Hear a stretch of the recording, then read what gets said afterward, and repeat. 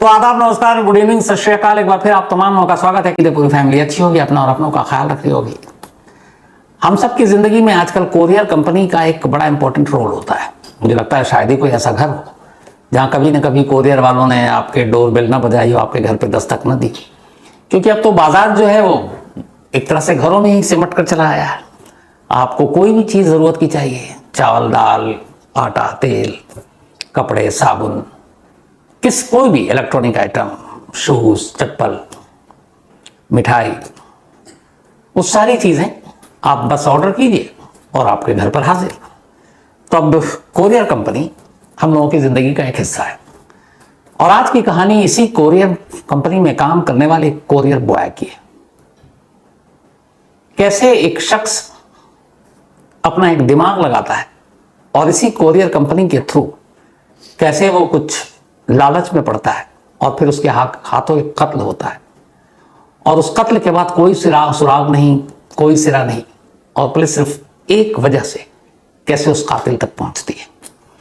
कहानी बेंगलुरु की है। बेंगलुरु से करीब 194 किलोमीटर दूर एक इलाका है जिसका नाम है अरासीकेरे। इसी अरासीकेरे में हेमंत नाम का एक लड़का रहा करता था। हेमंत ने ग्रेजुएशन तक पढ़ाई की, लेकिन फाइनल ईयर से पहले ही फिर उसने पढ़ाई छोड़ दी और उसके पिता की डेथ हो चुकी थी। एक भाई था उसका नाम था मांजा नायक। वो उसके साथ और अपनी माँ के साथ बेंगलुरु के इसी अरासीकेरे इलाके में रहा करता था। पढ़ाई छोड़ने के बाद वो बेंगलुरु चला गया कि किसी नौकरी की तलाश में, लेकिन फिर उसे मन लगा नहीं। वापस वो अपने शहर आ गया। शहर आने के बाद उसने इधर उधर हाथ पैर मारे और आखिरकार एक कोरियर कंपनी में काम करने लगा। ये कोरियर कंपनी वही सी जो आपके सारे सामान घर तक पहुंचाती है। इसका नाम था ई कार्ट लॉजिस्टिक। कंपनी का नाम था ई कार्ट लॉजिस्टिक। ठीक ठाक जिंदगी चल रही थी हेमंत की। तभी 7 फरवरी को हेमंत के एक कोलीग का इसी ई कार्ट कंपनी से फोन आता है हेमंत के भाई को, यानी उसके भाई मांजा नायक को, और कहता है कि आज हेमंत दफ्तर तो आया, उसके बाद उसने सामान पिक किया डिलीवरी के लिए और उसके बाद गया। अब लेकिन शाम हो गई, लौटा नहीं और उसके मोबाइल स्विच ऑफ है। अब जब आप कोरियर कंपनी में काम करते हैं इस तरह के डिलीवरी बॉय के तौर पर, तो आपका मोबाइल बहुत ज़रूरी है, क्योंकि अगला कहाँ देना है, कैसे मिलना है, कस्टमर का क्या नंबर है। लेकिन फर्स्ट डे ऐसा था कि उसका मोबाइल स्विच ऑफ था। तो उसने कहा कि बड़ी फिक्र हो रही है, देखो कहाँ है। अब मांझा को भी फिक्र हुई उसके भाई को। उसने उधर उधर तलाश किया। 7 फरवरी की बात है, पूरी रात ढूंढता रहा। जब रात तक नहीं मिला तो 8 फरवरी 2023, लास्ट ईयर की बात है, 8 फेब 2023 को मांझा पुलिस स्टेशन पहुंचता है और पुलिस के पास जाकर रिपोर्ट लिखाता है कि उसका छोटा भाई, जिसका नाम हेमंत है, कोरियर कंपनी में काम करता है, कल दफ्तर से निकला है और गायब है और उसका मोबाइल स्विच ऑफ है।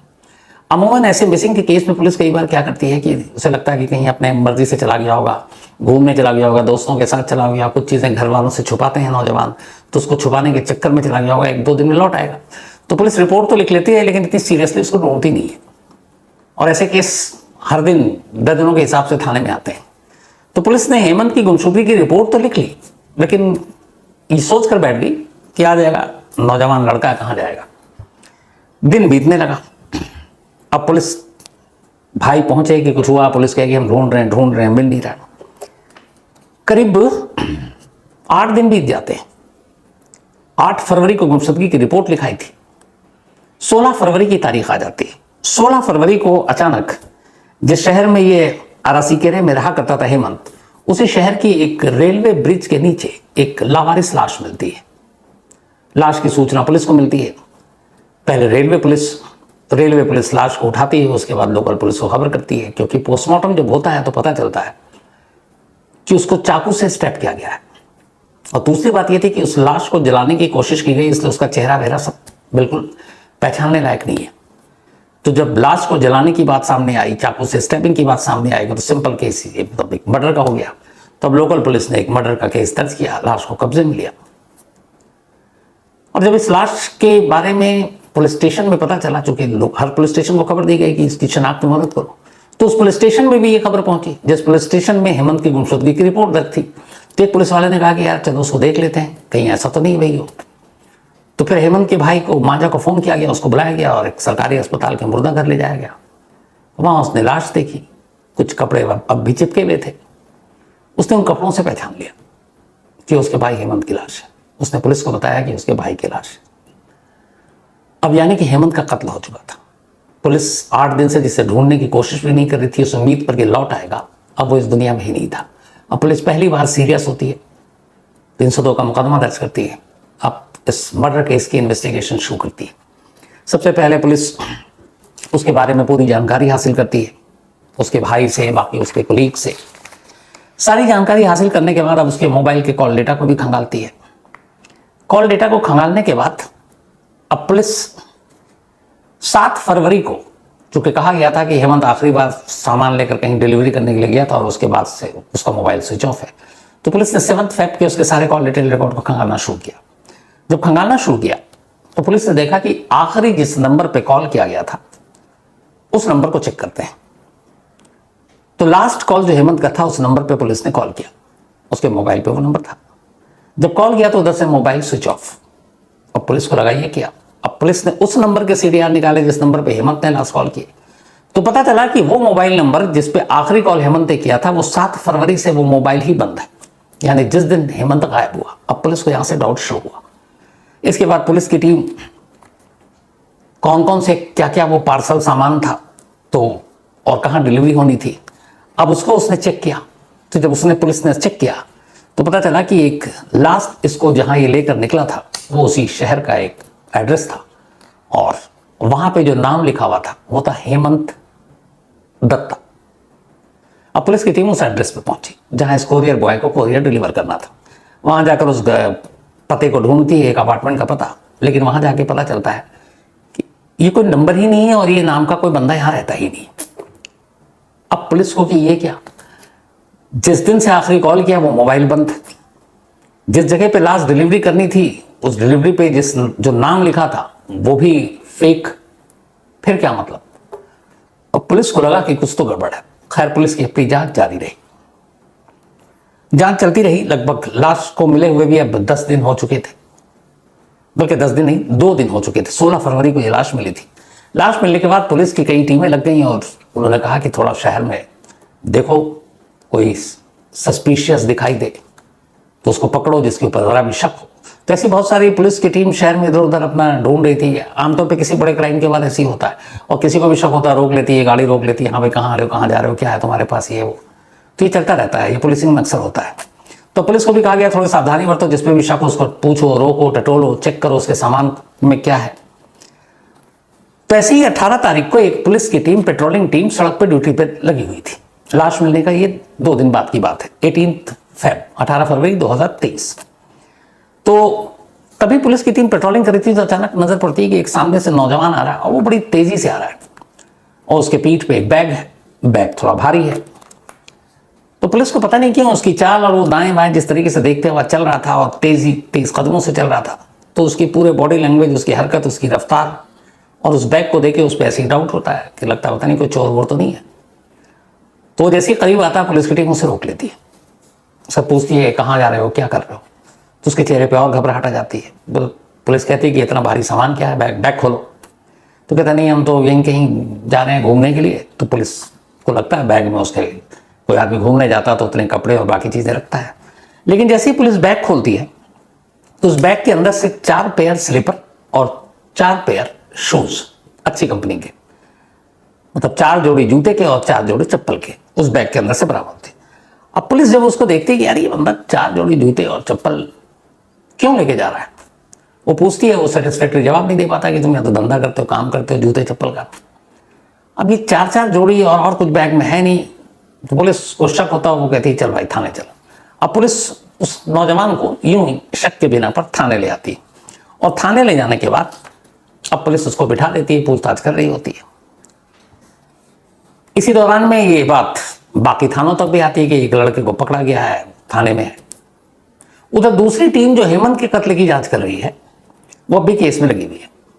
अब तब तक तफ्तीश में ये पता चला कि जो 7 फरवरी को हेमंत जब लास्ट टाइम अपनी कंपनी से निकला था डिलीवरी देने के लिए, जिस हेमंत दत्ता के नाम, और उससे पहले उसे एक और डिलीवरी देनी थी, और जो डिलीवरी देनी थी उसमें कुल 2 आइटम थे हेमंत दत्ता के अलावा।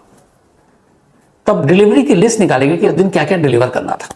तो पता चला कि उस दिन हेमंत को एक जगह पे 4 जोड़ी चप्पल और 4 जोड़ी जूते डिलीवर करने थे और एक सेकंड हैंड आईफोन, ये 2 चीज डिलीवर करनी थी।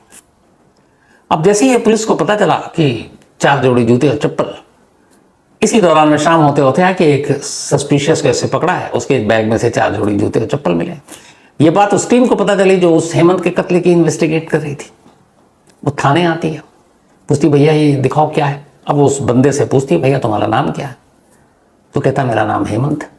अब जैसे ही नाम सुनती है पुलिस कान खड़े, क्योंकि आखिरी ऑर्डर जो देना था 7 फरवरी को जहां निकला था वो हेमंत दत्ता के ही नाम पर था। अब पुलिस उसकी सारी चीजें पता करती तो बताता है ये हेमंत दत्ता ही है। अब हेमंत दत्ता कई चीजें मिल रही हैं। अब पुलिस ने हेमंत दत्ता की उस मोबाइल को फिर से लोकेशन को ट्रेस किया कि 7 फरवरी को हेमंत का मोबाइल का लोकेशन और जो दूसरा हेमंत है जो डिकीज है जो मारा गया उसके मोबाइल का लोकेशन, तो पता चला कि दोनों का लोकेशन एक ही जगह था। तो कई सारी चीजें मैच कर रही थी। अब पुलिस ने हेमंत को उठाया और उसके बाद तसल्ली से उससे पूछताछ की। जब तसल्ली से पूछताछ की तो फिर हेमंत ने एक कहानी सुनाई और इसी कहानी में बहुत सारी चीजें हैं। हेमंत भी एक कोरियर कंपनी में कोरियर बॉय के तौर पर काम किया करता था। अपनी मां के साथ रहा करता था, पिता की इसकी डेथ हो चुकी थी। एक भाई था वो अलग रहा करता था। हेमंत का कुछ महीने पहले लास्ट ईयर नवंबर दिसंबर में मोबाइल चोरी हो गया। आईफोन का शौकीन था, उसे चाहिए था आईफोन। अब मोबाइल चोरी, उसे लगा अब क्या करें, तो उसने एक सेकंड हैंड आईफोन का ऑर्डर दिया इसी कंपनी में कोरियर। अच्छा, ये चूंकि कोरियर कंपनी में काम कर चुका था, इसे कोरियर कंपनी के बारे में बहुत सारी चीजें मालूम थी। फिर इसने नौकरी छोड़ दी थी और इधर बेरोजगार था, आईफोन चाहिए क्योंकि खो चुका है, अब क्या करे, किसी भी कीमत पे चाहिए।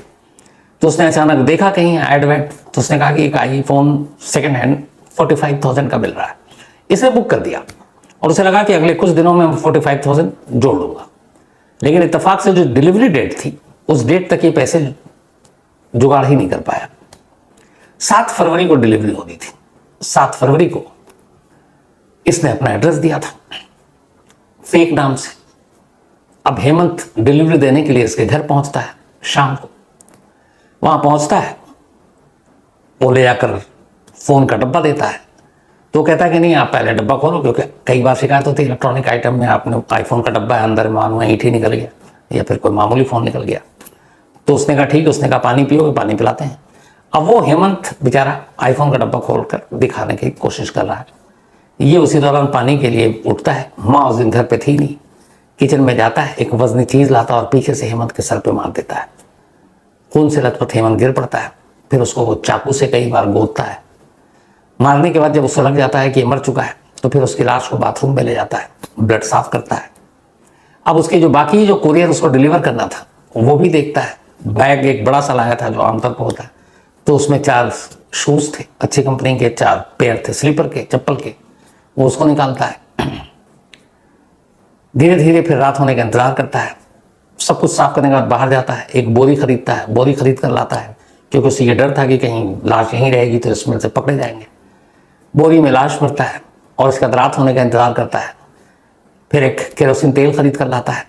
उसके बाद रात को बोरी में लाश को पैक कर नीचे ले जाता है, अपने स्कूटर पर रखता है और लेकर अपने मोहल्ले से दूर रेलवे ब्रिज के पास सन्नाटा होता है, वहां ले जाकर बोरी को केरोसिन तेल से उस पर डालकर आग लगा देता है। ये सब करने के बाद वो वहां से वापस आता है, मोबाइल को बंद करता है और निकल जाता है।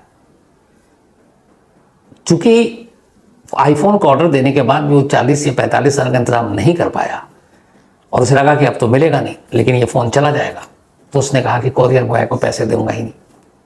और या उसके सामने जो भी जिस तरीके से पेमेंट था, क्योंकि उसने पेमेंट जो था वो डिलीवरी के बाद वाला ऑप्शन चुना था, तो मुफ्त में फोन लेने के लिए उसने अपने ही कभी हम पेशा रहे एक कोरियर बॉय की जान ले ली। इस पूरे केस में पुलिस ने सिर्फ उसके लास्ट ऑर्डर, लास्ट कॉल और वो 4 जोड़ी जो जूते और चप्पल, इस बिना पर इस केस को सुलझाया और कातिल पकड़ा गया। इसके बाद उसने कई बार कोर्ट में कहा कि पहला क्राइम ये उम्र को देखते हुए, क्योंकि इसको उम्र 24 साल है, पर कोर्ट ने हर बार उसकी बेल को रिजेक्ट कर दिया और इस वक्त भी वो जुडिशियल कस्टडी में जेल में। तो ये थी आज की कहानी।